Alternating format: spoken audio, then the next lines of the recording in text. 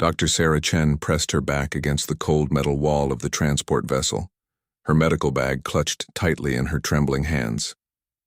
The Cathari guards flanked her on both sides, their forearms moving in synchronization as they marched her down the narrow corridor. Their scaled faces showed no emotion, but she could sense their contempt radiating through the recycled air of the ship. "Move faster, human," one of them hissed, his translator device converting his words into flat, emotionless English. The universal translator never captured the true venom in alien speech, but Sarah didn't need it to understand she was in serious trouble. 3 days ago, she had been stationed aboard the medical frigate Hippocrates, treating wounded soldiers from both sides of the Galactic Council's conflict with the Void Seekers. As a neutral medic operating under the Geneva Protocols that humanity had somehow managed to extend to interstellar conflicts, she thought she was protected. She had been wrong. The Cathari Empire had accused her of providing intelligence to their enemies. The evidence was fabricated, of course. Sarah knew it, and somewhere deep down she suspected the Cathari knew it too. But they needed a scapegoat, someone to blame for their recent military failures.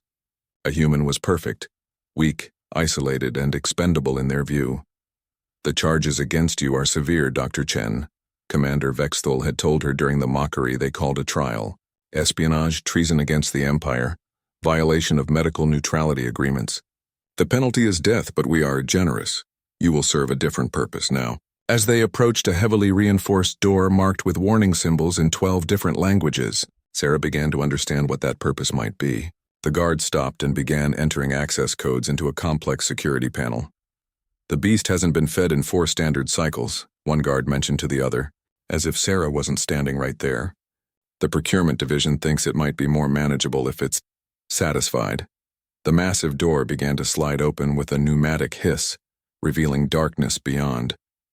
The air that wafted out was hot and humid, carrying strange scents that made Sarah's nose burn. Somewhere in that darkness something moved. Something large. "Wait," Sarah said, finding her voice. "What exactly is in there?" The Cathari guards exchanged glances. "A Drachmori," one replied, almost seeming to enjoy her growing fear. "Apex predator from the Verlian system. Highly intelligent, incredibly aggressive. The Empire has been trying to weaponize them for decades, but they refuse all forms of conditioning. This particular specimen has already killed 6 handlers." Sarah's blood turned to ice. She had heard whispers about the Drachmori during her medical training. Ancient creatures older than most spacefaring civilizations. They were said to be living weapons with hides that could deflect plasma fire and claws that could tear through starship hulls. "The beast is dying," the other guard continued matter-of-factly. "Some kind of cellular degradation. Our xenobiologist can't figure it out. It's become more violent as the condition worsens." He gestured toward the open doorway. "Perhaps it will find your presence soothing in its final hours." They shoved her forward before she could protest. Sarah stumbled into the chamber and the door immediately began sealing behind her. The last thing she heard was one of the guards saying, "Record everything. Command will want to see how long she lasts." The darkness was absolute. Sarah fumbled for the small emergency light in her medical bag, her hands shaking so badly she nearly dropped it twice. When she finally activated it, the pale blue glow illuminated a vast chamber with walls that curved upward into shadows. The air was thick and oppressive, like being inside a furnace. Then she saw it. The Drachmori lay in the center of the chamber, and Sarah's first thought was that it looked nothing like the monstrous descriptions she had heard. Yes, it was enormous, easily 20 feet from snout to tail, but there was a terrible beauty to it.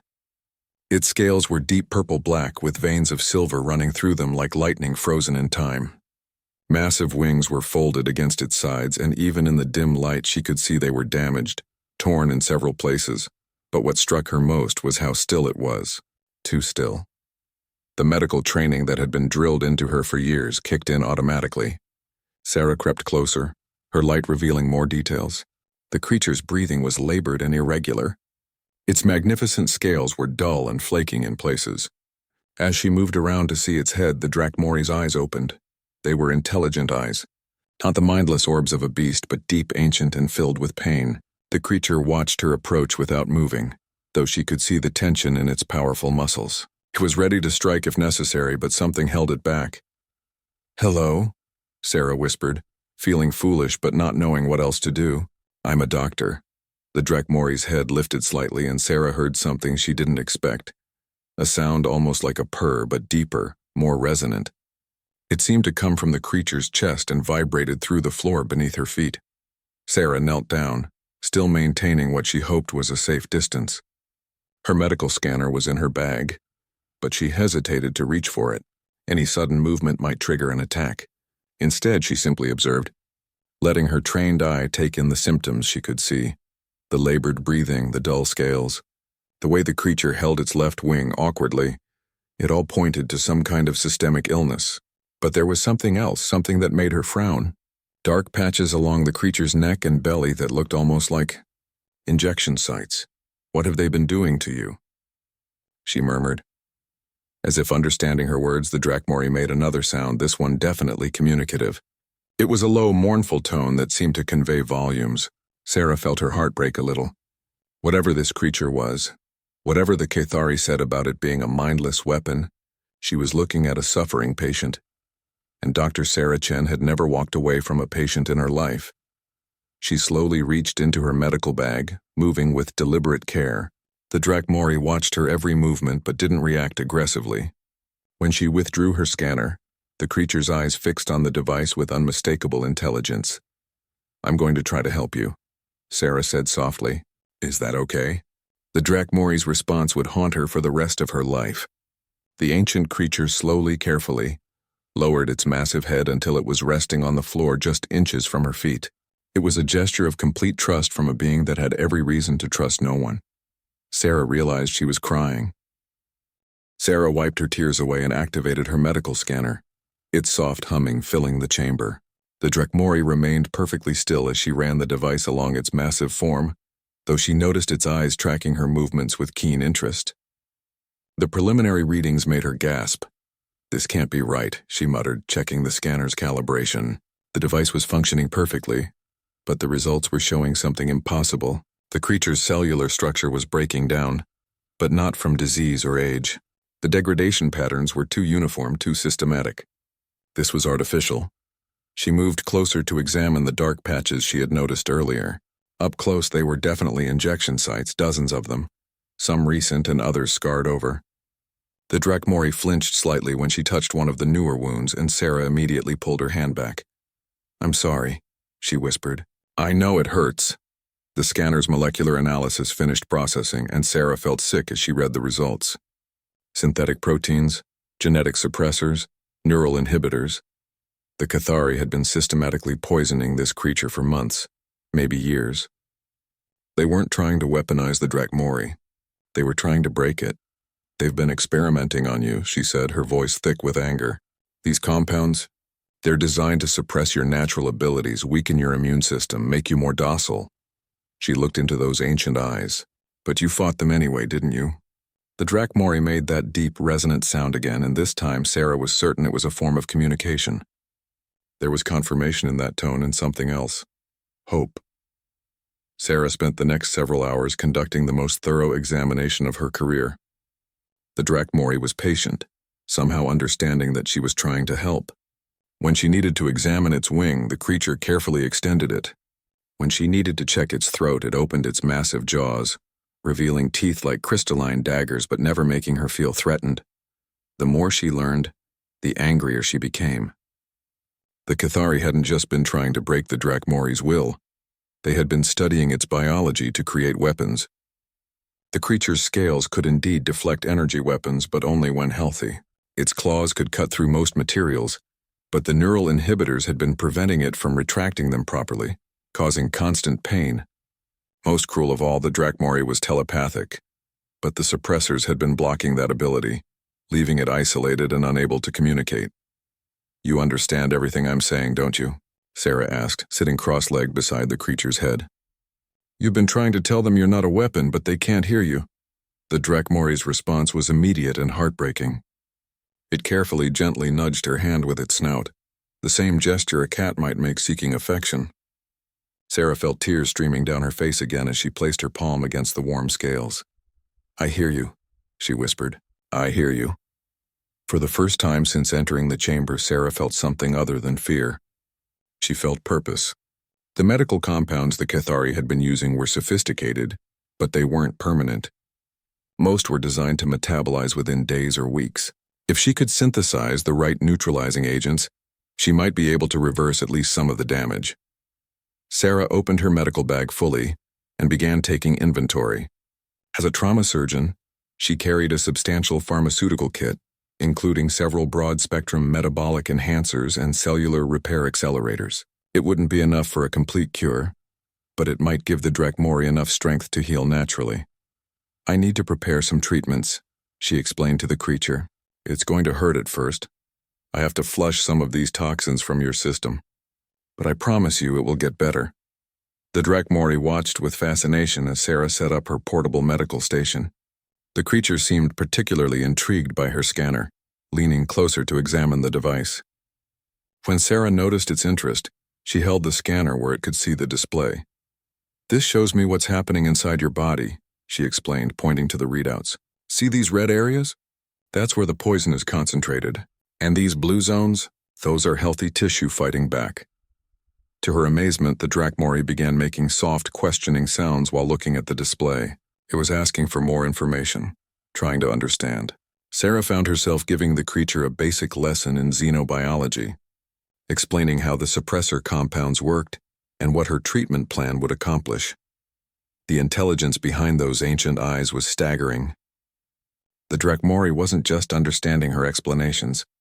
It was asking sophisticated questions through its tonal communications, helping her identify symptoms she might have missed.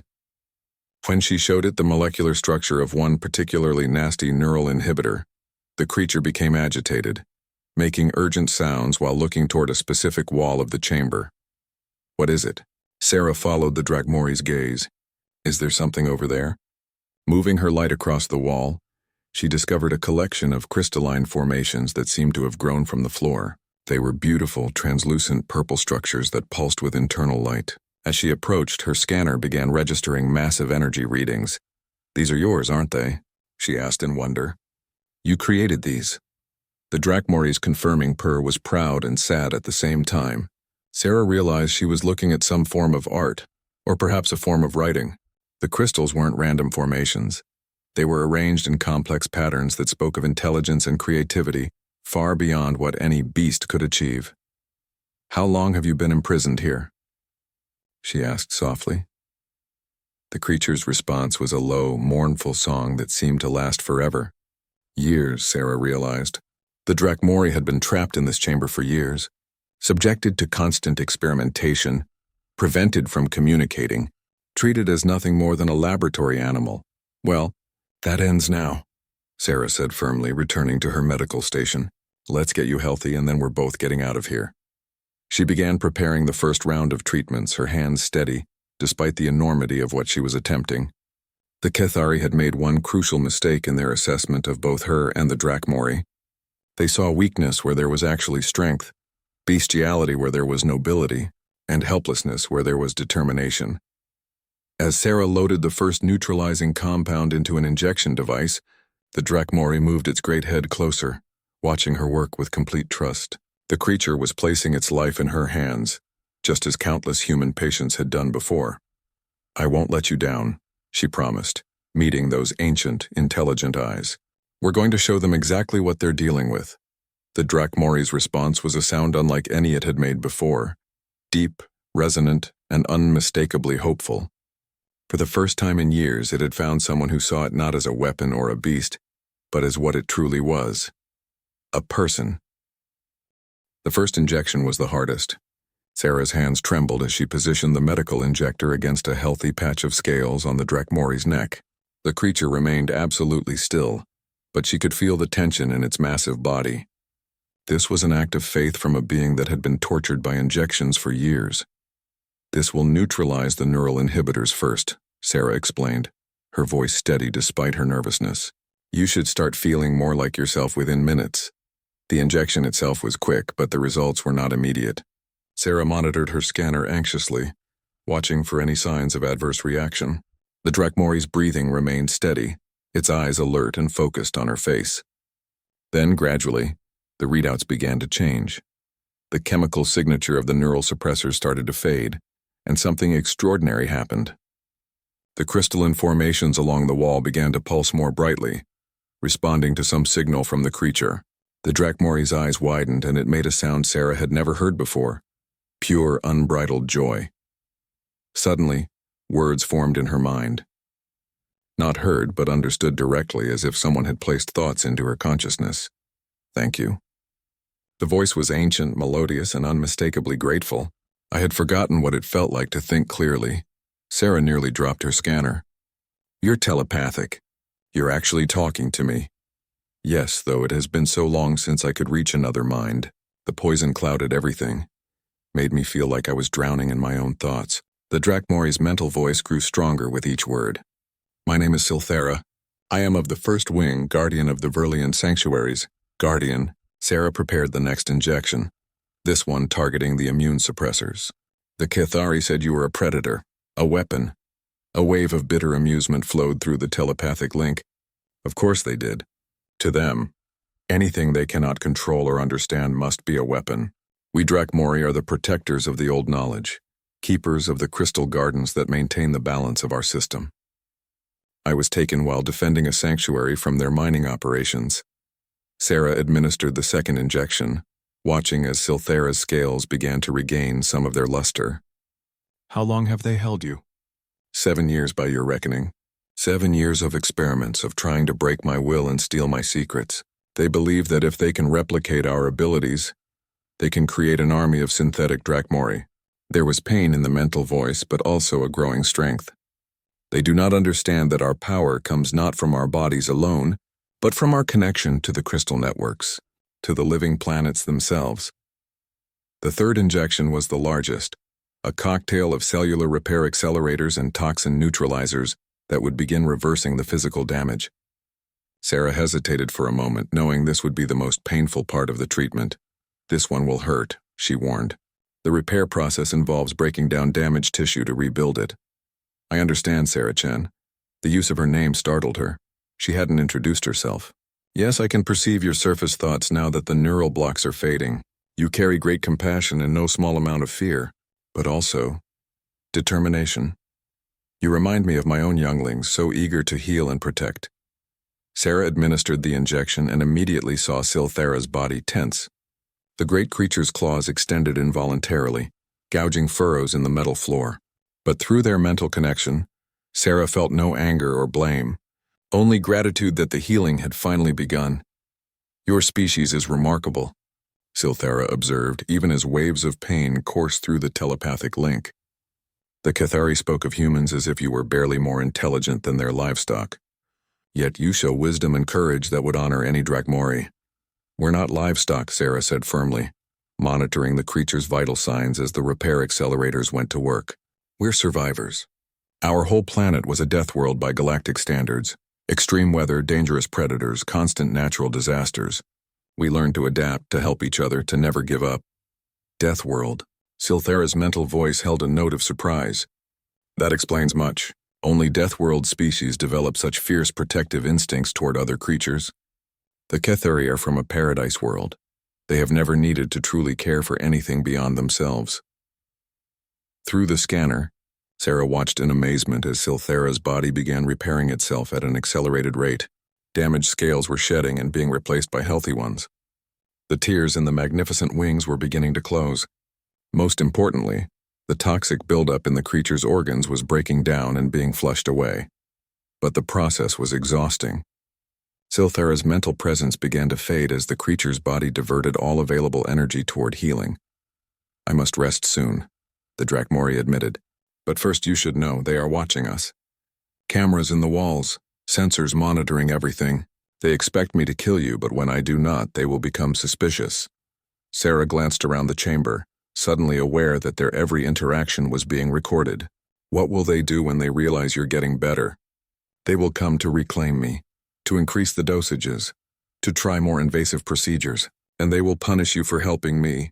Silthera's great head moved closer to Sarah, and she could feel the warmth radiating from the creature's scales. Unless what? Unless they believe you have succeeded where they failed, that you have found a way to make me compliant, useful to them. The idea flowing through the telepathic link was complex and dangerous. You must make them think you have broken me when I have actually become free. Sarah understood immediately. It was a deception that would require perfect coordination between them, an enormous risk to both their lives. If the Cathari discovered the truth, the consequences would be fatal. Can you do it? Can you pretend to be their weapon while planning our escape? With your help, yes. But Sarah, the mental voice grew grave. What I must show them will be frightening, even to you. The Drakmori were not always peaceful guardians. We earned the right to protect the crystals through conquest long ago. That heritage sleeps in our blood, but it never dies. As if to emphasize the point, Silthera's eyes briefly blazed with an inner fire, and Sarah felt a pressure in the air that made her ears pop. For just a moment she sensed the true power that lay dormant within the creature, ancient, vast, and capable of reshaping matter itself. I'm not afraid, Sarah said, though her voice shook slightly. We'll fool them together, and then we'll get out of here. Sleep now, Silthera advised, settling into a more comfortable position. Tomorrow we begin our performance. And Sarah, yes, thank you for seeing me as more than a beast. It has been lonely these 7 years. As Sarah curled up against the warm scales of her unlikely patient, using her medical bag as a pillow, she felt a profound sense of purpose settling over her. Tomorrow would bring new challenges, new dangers, but tonight, for the first time since her capture, she was not alone. The crystals along the wall pulsed gently in rhythm with Silthera's breathing, casting dancing shadows across the chamber. In those patterns, Sarah thought she could almost see the outline of a plan forming. Dangerous, desperate, but not impossible. She fell asleep to the sound of the Drakmori's gentle purring, unaware that in the monitoring station above, Cathari scientists were already noting the unusual readings from their prisoner's cell. Sarah woke to the sound of approaching footsteps and the mechanical whir of the door mechanisms activating. Through their newly established telepathic link, she felt Silthera's mind touch hers with gentle urgency. They come. Remember, you are the master. I am the weapon they have always wanted. Show no weakness, no sentiment. Sarah scrambled to her feet, hastily packing away her medical equipment as the massive door began to slide open. The Cathari guards entered first, weapons drawn and ready, followed by a figure she didn't recognize, a tall, imposing alien in the elaborate robes of a high-ranking scientist. Dr. Chen, the newcomer said, his translator rendering his words in cultured tones. I am Research Director Kexvan. We have been monitoring your interaction with the specimen. You appear to have survived the night. More than survived, Sarah replied, fighting to keep her voice steady. I've made progress. Kexvan's 4 eyes narrowed with skepticism. Progress? The creature has killed 6 trained handlers. What makes you think? His words were cut off as Silthera rose to full height, wings spreading wide enough to span the chamber. The transformation from the night before was remarkable. The Drakmori scales gleamed with renewed health, the silver veins pulsing with barely contained energy. To the Cathari, it must have looked like the creature had been restored to its full, terrifying potential. But instead of attacking, Silthera moved with fluid grace to stand behind Sarah, lowering its great head in what appeared to be a gesture of submission. Tell them I understand who feeds me now. Silthera's mental voice whispered in Sarah's mind that I have chosen to serve the one who brings healing instead of pain. Sarah placed a confident hand on Silthera's snout, praying the Cathari couldn't see how much she was trembling. She understands that I'm not her enemy. Your previous handlers were trying to break her through torture. I showed her respect. Impossible. Kexvan stepped closer, his scientific curiosity overriding his caution. The Drakmori are incapable of loyalty to any species but their own. Your psychological profiles were wrong, Sarah interrupted, stroking Silthera's scales as if the massive creature were nothing more than an oversized pet. You were trying to force submission through pain, but intelligence responds to different stimuli. To demonstrate their point, Sarah walked toward the crystal formations along the wall. Immediately, Silthera followed, moving with predatory grace but staying precisely 2 steps behind her. When Sarah stopped, the Drakmori stopped. When she raised her hand, Silthera lowered its head further. The effect on the Cathari was immediate and profound. Kexvan's breathing quickened, and Sarah could see the calculating gleam in his compound eyes. The guards, meanwhile, kept their weapons trained on Silthera, but seemed uncertain whether to treat the creature as a threat or an asset. They are debating whether to kill us both or exploit what they think you have accomplished, Silthera observed privately. The scientist wants to study your methods. The guards think this is too dangerous to continue. Sarah stepped away from Silthera, moving toward Kexvan with the confident stride of someone who had just achieved the impossible. Your empire has been trying to weaponize the Drakmori for decades, correct? Well, congratulations. You finally have one. Show me, Kexvan demanded. Prove that you have truly tamed this beast. Sarah felt a flicker of anger at the word beast, but she pushed it down. This was exactly what they had hoped for, a chance to demonstrate their deception. She turned back to Silthera and spoke in clear, commanding tones. Display your capabilities. Show them what you can do. What happened next would have been terrifying if Sarah hadn't been prepared for it. Silthera's eyes blazed with that inner fire, and the air in the chamber suddenly became heavy and charged. The crystal formations began to resonate, producing a low, harmonic hum that Sarah felt in her bones. Then Silthera opened its jaws and breathed. But instead of fire, what emerged was pure concentrated energy, a beam of crystalline light that struck the far wall and simply unmade a section of it. Not melted or destroyed, the metal just ceased to exist, leaving behind a perfectly smooth void where solid matter had been moments before. The Cathari guard stumbled backward, and even Kexvan took an involuntary step away from the demonstration. Sarah, however, remained perfectly still, projecting an air of calm control even though her heart was racing. Stop, she commanded, and immediately the energy beam cut off. Silthera closed its mouth and resumed its submissive posture. As you can see, she responds to my voice alone. That was perhaps too dramatic, Silthera admitted privately. I may have just convinced them to level this entire station. No, Sarah replied through their link. Look at Kexvan's face. He's not afraid, he's excited. Indeed, the research director was practically vibrating with anticipation. His scientific mind was clearly racing with the possibilities of what a truly controllable Drakmori could mean for the Cathari Empire. Remarkable, he breathed. In 7 years of experimentation, we never achieved anything close to this level of cooperation. How did you do it? Sarah had prepared for this question, drawing on her knowledge of Cathari psychology and their cultural blindness to emotional intelligence. Your people think in terms of dominance and submission, strength and weakness. You tried to break her will. But intelligence, true intelligence, responds to different motivations. She gestured to her medical bag. I treated her injuries. I spoke to her as if she could understand. I showed her that cooperation brought relief from pain rather than more suffering. Classical conditioning, but applied to a highly intelligent subject. The medical treatments. You used your human medicines on an alien physiology? Kexvan's voice held a note of incredulous admiration. Universal principles, Sarah said with a shrug that she hoped appeared casual. Pain is pain in any language. Healing is healing. I simply demonstrated that I could provide what she needed most. Kexvan began pacing, his forearms gesticulating as he spoke. This changes everything. If we can replicate your methods, scale them up. Imagine an entire wing of loyal Drakmori all responding to our commands. He thinks it's about medicine and psychology, Silthera observed with dark amusement. He has no idea that what truly happened was that you chose to see me as a person, rather than a thing. Sarah nodded slightly, then addressed Kexvan directly. I'll need better facilities to continue the work. This chamber is barely adequate for basic treatment, and if you want to expand the program, you'll need proper medical equipment. Of course, Kexvan agreed eagerly. You'll have whatever you require. Guards, escort Dr. Chen to Detention Block 7. The medical facility there should serve her needs. And prepare the specimen for transport. As the guards moved to flank her again, Sarah felt a moment of panic.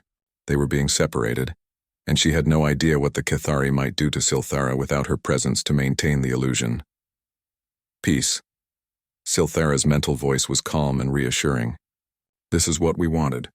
They now see value in keeping us both alive. And Sarah, the treatments you gave me have done more than heal my body. I can feel the crystal networks again, sense the locations of other Drakmori across the galaxy. We are not as alone as they believe. As Sarah was led from the chamber, she risked one last look back at Silthera. The great creature was watching her go with what appeared to be patient obedience. But through their mental link, she felt something else entirely. Anticipation and the slow, careful awakening of ancient power, "Be ready," was the last message she received before the distance broke their connection. "When the time comes, trust in what your species does best." "What's that?" Sarah managed to send back. "Survive." The door sealed behind her, but Sarah found herself smiling despite their precarious situation. The Cathari thought they had gained a weapon, but what they had actually done was give her exactly what she needed: access to better resources, a chance to plan, and most importantly, proof that even the most ruthless empire in the galaxy could be deceived by something they had never learned to recognize: compassion in action. The medical facility in Detention Block 7 was a stark improvement over the cell where Sarah had first met Silthara. Advanced scanning equipment, synthesis chambers for creating custom pharmaceuticals, and direct access to the station's main computer network. It was everything she could have hoped for and more than she had dared to expect. But it was also a trap, and Sarah knew it. "You understand, Dr. Chen, that your success with the Drakmori specimen makes you extremely valuable to the Empire," Research Director Kexvan explained as he showed her around the facility. "So valuable that we cannot risk losing you to any unfortunate accidents." The guards stationed throughout the facility made his meaning clear. Sarah was no longer a prisoner scheduled for execution, but she wasn't free either. She was an asset to be protected and controlled. "I understand completely," Sarah replied, running her hands over the medical equipment with genuine appreciation.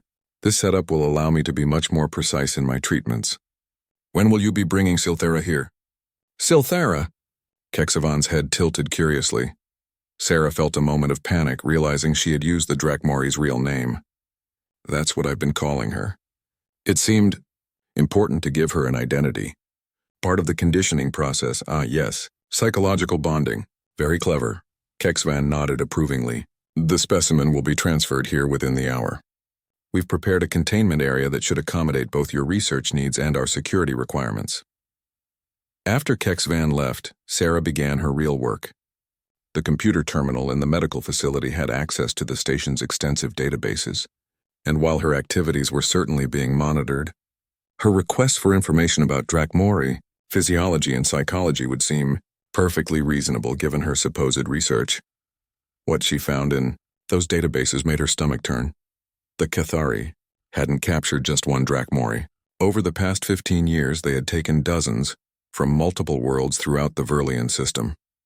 Most had died in captivity, unable to survive the separation from their crystal networks and the constant experimentation, but a few were still alive, scattered across different research facilities throughout the Empire.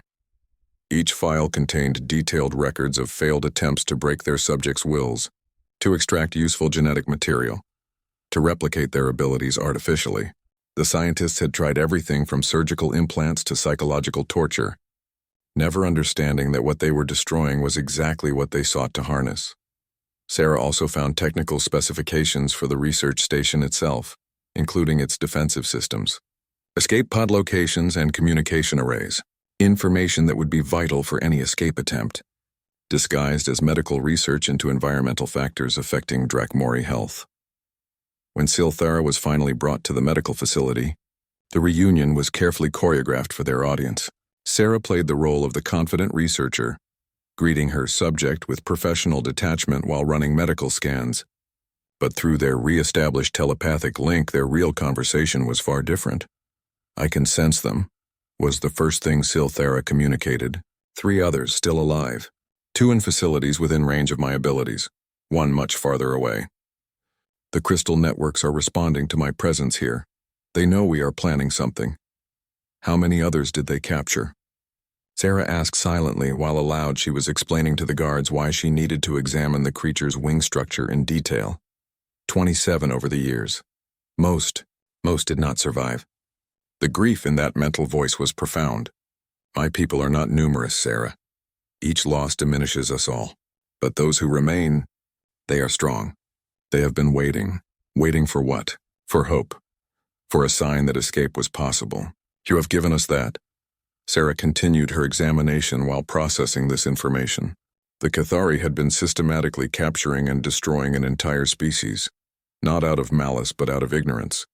They saw the Drachmori as animals to be tamed rather than people to be murdered, which somehow made it worse. The station's defenses are formidable, Sarah reported through their link. But I've found weaknesses. The communication array, the power distribution network, the escape pod bays, all have access points we might be able to exploit. Good, but Sarah, there is something you must understand about what we are planning. Silthara's mental tone grew grave. When I reconnect fully with the crystal networks, when I help the others break free, we will not be the same beings who were captured. We were guardians and protectors by choice. This experience has awakened older instincts. Sarah felt a chill of premonition. What kind of instincts? War instincts. The Drachmori were not always peaceful, as I told you. We earned our role as guardians through conquest, in an age when the galaxy was younger and more savage. That heritage sleeps in our blood, but it never dies. The Cathari have awakened something they are not prepared to face. Over the following days, Sarah maintained her deception while carefully preparing for what was to come. She synthesized stronger healing compounds for Silthara, using the advanced equipment to accelerate the creature's recovery beyond what should have been possible. She also began creating other substances, compounds that would be useful in a very different context than medical treatment. Each night, she and Silthara would communicate through their telepathic link, sharing intelligence and refining their plans. Sarah learned about the crystal networks that connected all Drachmori, living structures that could transmit information and energy across vast distances. Silthara learned about human military tactics, about the psychology of desperate action, about the stubborn refusal to accept defeat that had carried humanity from their death world to the stars. Your species is remarkable in ways the Cathari cannot comprehend, Silthara observed one night. They see you as soft because you show compassion, weak because you help others. They do not understand that these traits are what make you dangerous. How so? Because you will fight harder for others than you ever would for yourselves. A Cathari fights for dominance, for resources, for territory. A human fights for family, for justice, for strangers who need help. Which warrior do you think is more dangerous in the end? Sarah smiled grimly as she finished preparing the last of her special compounds. Tomorrow, Kexvan would be bringing other researchers to observe her work with Silthara. It would be the perfect opportunity to demonstrate just how dangerous a determined human could be. But first, she had one more preparation to make. Working through the computer terminal, she accessed the station's communication array and began composing a message. Not to the Galactic Council or any human authority. They were too far away to help. Instead, she sent a carefully coded transmission to a very different recipient. Deep in the Verlian system, on a world covered in crystal gardens that pulsed with ancient light, that message was received by creatures who had been waiting 7 years for word of their missing guardian. The crystal networks blazed with activity as the call went out to every Drachmori in the galaxy. One of their own had been found.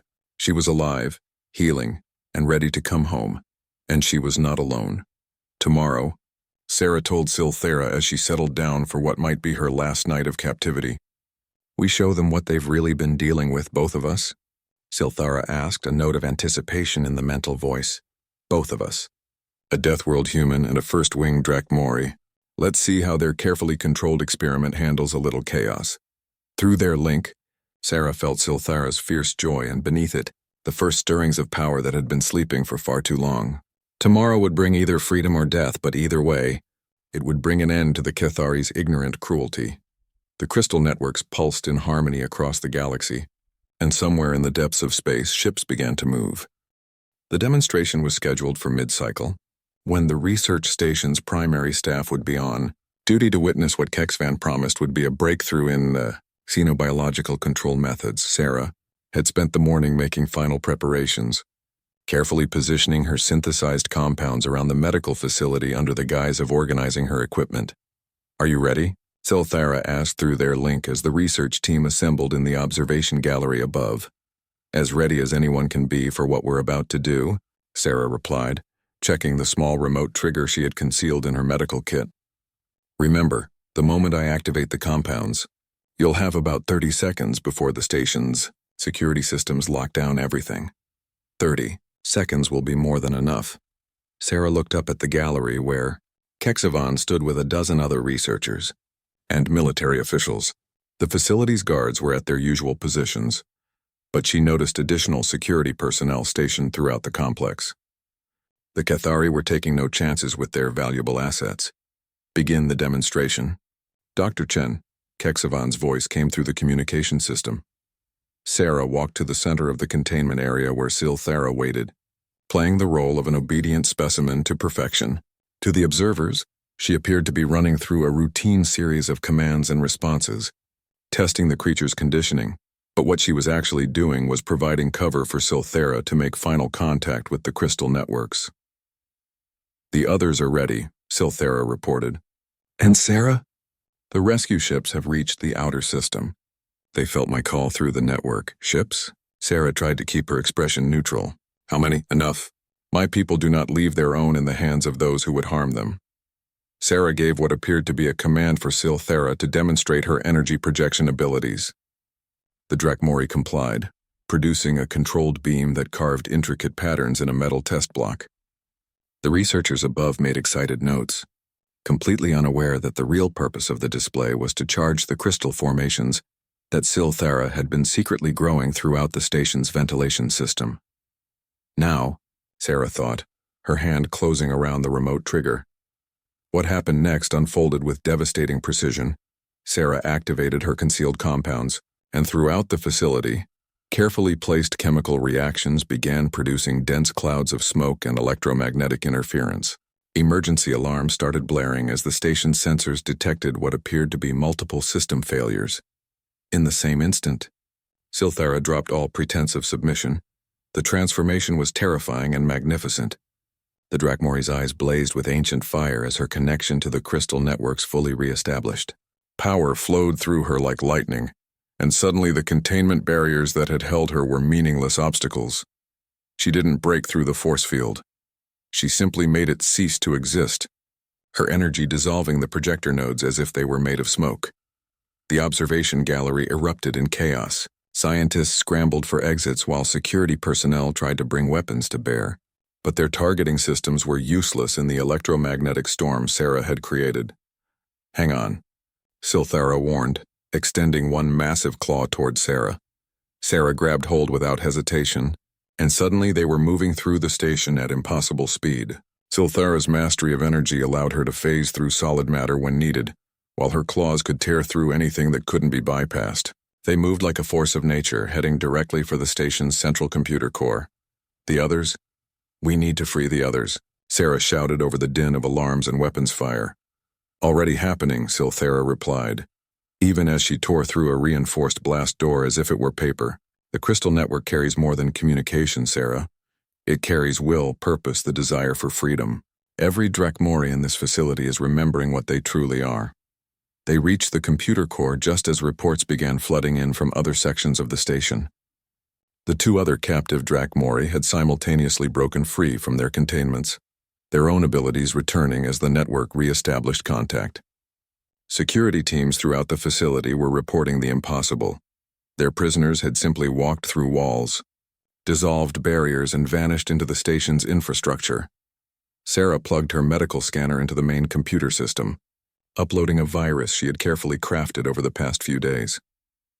Not just any virus, this one was designed specifically to target the Cathari research databases, corrupting and destroying every file related to Drakmori physiology and psychology. "You're erasing their research," Silthara observed with approval as data began cascading through the crystal network, copying vital intelligence about Cathari military capabilities before the files were destroyed. All of it. Every torture record, every genetic sample, every psychological profile. "When we're done, they'll have to start from scratch." Sarah's fingers flew over the interface, and we're making sure they never get the chance. Through the facility's communication system, they could hear Kexvan's increasingly frantic orders. "Seal all exits. Activate the defensive grid. Do not let them reach the escape pods." "Sarah?" Silthara's mental voice carried an edge of urgency. "The rescue ships have engaged the station's escort fleet. We need to move." They left the computer core and headed for the docking bays, but their path was blocked by the station's emergency lockdown systems. Blast doors 3 meters thick had sealed every corridor, while automated defense turrets emerged from hidden panels. For a normal prisoner, it would have been an insurmountable obstacle. Silthara was not a normal prisoner. The Drakmori's roar shook the entire station as she unleashed the full fury of her people's ancient heritage. Energy poured from her in waves, not the controlled beams she had demonstrated earlier, but the raw, primal force that had once carved empires from star systems. The blast doors didn't just open, they were unmade, their component atoms scattered like dust. The defense turrets opened fire, plasma bolts converging on their position.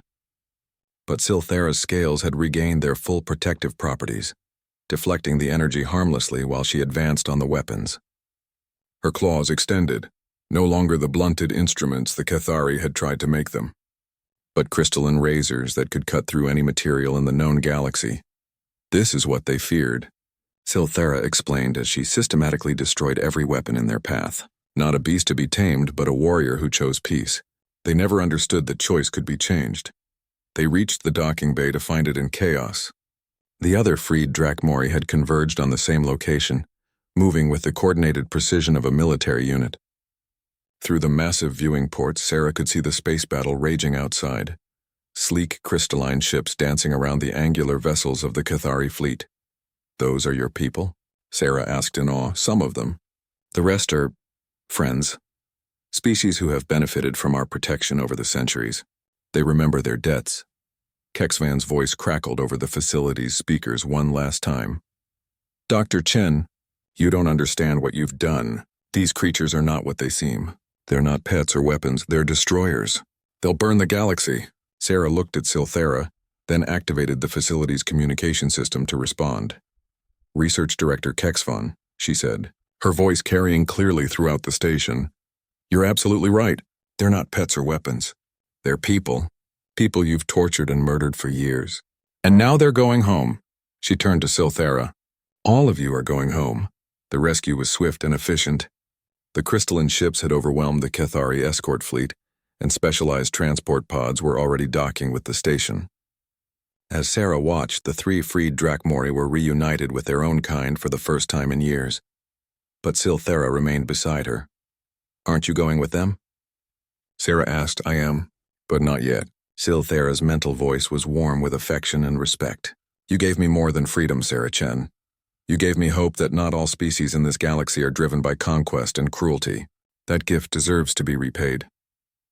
Before Sarah could ask what she meant, she felt herself being lifted in gentle claws. They were moving again, but this time toward an escape pod, one that had been modified with crystal technology. "Where are we going?" "Home. My home first, so you can see what you helped save. Then yours, so I can see what produced someone capable of such courage." As their escape pod detached from the dying research station, Sarah looked back to see the facility's lights going dark one by one. The virus she had unleashed was completing its work, while the rescue ships ensured that no useful data would survive.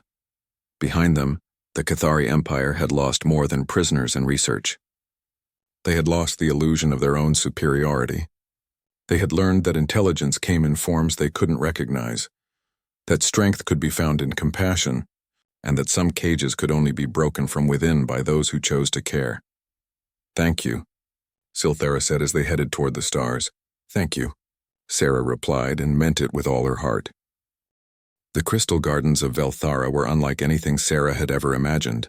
Vast formations of living crystal stretched toward 3 suns, each structure humming with gentle harmonies that seemed to resonate in her very bones. The Drakmori homeworld was not just beautiful, it was alive in ways that defied human understanding. "Welcome to what you helped save," Silthera said as their ship descended through skies that shimmered with aurora-like displays. "The crystals are singing of your arrival. They know what you did." Sarah stood at the observation deck watching in wonder as the crystalline cities grew larger. She could see Drakmori moving among the formations, not flying but flowing through the air as if gravity were merely a suggestion. Their scales caught and reflected the light of the crystals, creating patterns of color that shifted and changed like living rainbows. "How many of your people are there?" Sarah asked. "Fewer than there once were," Silthera replied sadly. "We are an ancient race, Sarah, and we have paid the price for our longevity. We reproduce slowly, treasure each life deeply. Every Drakmori the Cathari captured represented decades of irreplaceable experience and wisdom." The ship landed in what appeared to be a natural amphitheater formed by curved crystal walls. As Sarah and Silthera disembarked, They were met by a gathering of Drachmori that took Sarah's breath away. There were perhaps 50 of them, ranging from creatures even larger than Silthera to smaller ones that she realized must be younglings. But all of them shared the same ancient intelligence in their eyes, the same aura of patient wisdom, and all of them were looking at her. "They want to thank you," Silthera explained as the gathering approached. "But more than that, they want to understand. You are the first human most of them have ever encountered." The eldest of the group, a magnificent creature whose scales had deepened to deep purple-black with age, approached Sarah directly. When it spoke, its mental voice carried the weight of centuries. "Dr. Sarah Chen of Earth," the ancient Drachmori said, "I am Cassandra, first guardian of the crystal sanctuaries. On behalf of all our people, I offer you our deepest gratitude. You have shown us that not all younger species are driven by fear and greed." "I did what anyone should have done," Sarah replied, still amazed that she was participating in a telepathic conversation with an alien elder. Silthara was suffering. She needed help. And yet, Cassandra observed, "Many of your own species would have seen only a dangerous predator. The Cathari, who pride themselves on intelligence, saw only a weapon to be controlled." "What made you see a person?" Sarah considered the question carefully.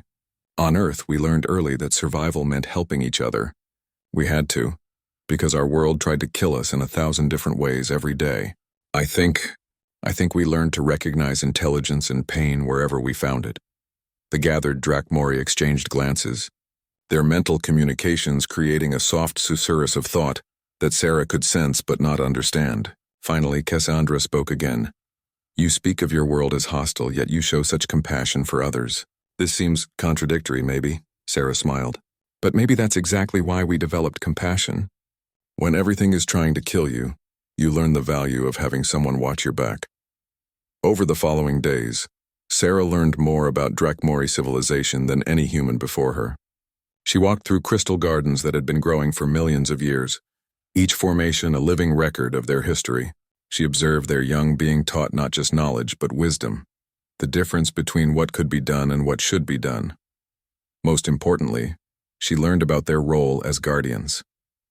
The Drachmori didn't just protect their own worlds, they maintained a delicate balance throughout their entire star system, using the crystal networks to monitor and regulate everything from solar radiation to gravitational fluctuations. They were environmental engineers on a cosmic scale. "This is why the Cathari wanted us," Silthara explained as they watched a group of Drachmori working to heal a crystal formation damaged by industrial pollution. They saw our abilities and thought only of military applications. They never understood that our power comes from our commitment to nurturing life, not destroying it. But Sarah also learned that her rescue of Silthera had changed more than just 4 lives. Word of what had happened was spreading throughout the galaxy, carried by the species who had allied with the Drachmori for the rescue operation. For the first time, the wider galactic community was hearing about humanity not as primitive newcomers, but as potential partners. "Your species has been largely ignored by the major powers," Cassandra told her during one of their conversations. "The Cathari dismissed you as barely sentient. The hegemony sees you as useful only for manual labor. The Trade Federation views you as a market to be exploited." The ancient Drachmori's mental voice grew warmer. "But we see something different. We see a people who chose compassion when they could have chosen cruelty, who risked everything to help a stranger." "What happens now?" Sarah asked. "Now we extend an offer that has never been made to any species," Cassandra replied. "Partnership. Not as subjects or servants, but as equals. The Drachmori have protected this system for eons, but we are few and growing fewer. We need allies who share our values, who understand that true strength comes from protecting rather than conquering." The implications of that offer were staggering. Humanity would gain not just powerful allies, but teachers who could help them understand their place in the galaxy. The Drachmori would gain partners who had proven their worth through action rather than words. When it came time for Sarah to return to human space, she carried with her more than just memories.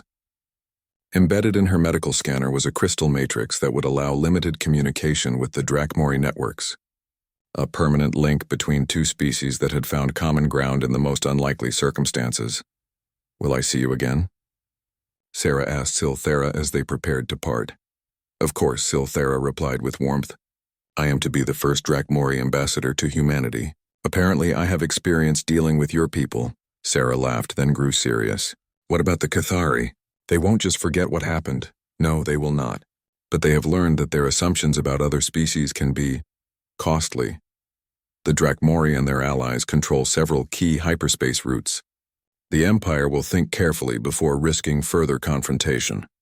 Months later, as Sarah stood before the Galactic Council as humanity's first official representative, she thought about how much had changed. Her testimony about the Cathari research programs had sparked investigations throughout the galaxy. Species that had been dismissed as primitive or useful only for labor were being reevaluated. But more importantly, humanity was no longer alone among the stars. The Drakmori had kept their promise. Human colonies were now under the protection of the crystal networks. Human scientists were learning technologies that would have taken centuries to develop independently, and human compassion was becoming a recognized force in galactic politics. We did well, didn't we? Silthera's voice reached her through the crystal matrix as Sarah concluded her address to the council. We did, Sarah replied, watching as delegates from dozens of species rose to offer formal recognition of humanity's membership in the galactic community. Though I still can't believe it all started because some aliens thought throwing a human medic to their dragon would be entertaining. Perhaps, Silthera observed with mental laughter, they were not entirely wrong. After all, look what happened when the human tamed the dragon. I didn't tame you, Sarah protested. No, Silthera agreed, but you did something far more dangerous. You befriended me, and now both our species will never be the same. As Sarah left the council chambers, she reflected on the truth of those words. The Cathari had thrown her into a cell expecting to watch her die. Instead, they had witnessed the birth of an alliance that would reshape the balance of power in the galaxy. All because a human doctor had looked at a suffering creature and seen not a monster to be feared, but a person to be helped. In the end, that might be humanity's greatest strength, not their technology or their weapons, but their stubborn refusal to accept that anyone was beyond saving. It was a lesson the galaxy was still learning, one act of compassion at a time. The stars had never looked brighter,